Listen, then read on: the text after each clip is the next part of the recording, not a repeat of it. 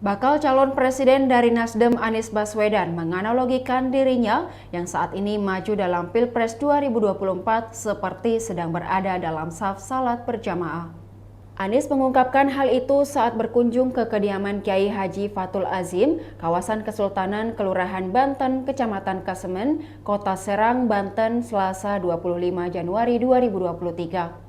Anies Baswedan mengatakan kedatangannya ke Banten Lama silaturahmi sekaligus mendapat nasihat dari para tokoh serta ulama di Banten. Saat memberikan sambutan, Anies pun menyinggung soal dirinya yang kini ditunjuk sebagai bakal calon presiden dari Partai Nasdem.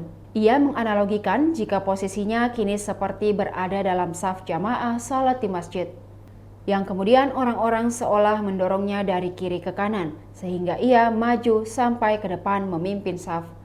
Dari kondisi itu, Anies tidak ingin disebut mencoba melangkahi orang-orang yang ada dari kiri kanannya. Namun, ia mengatakan jika apa yang dipercayakan padanya saat ini adalah amanah.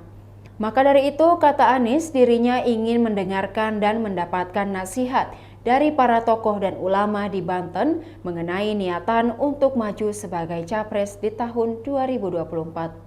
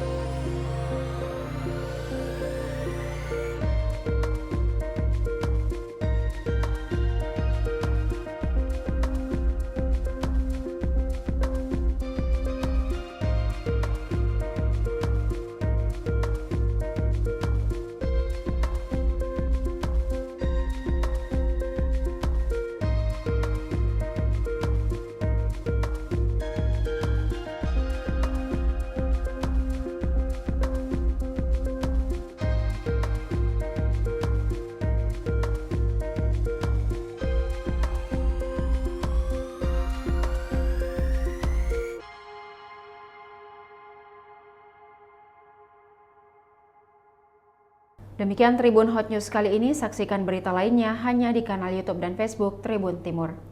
Masih sudah nonton? Jangan lupa like, subscribe, dan share ya!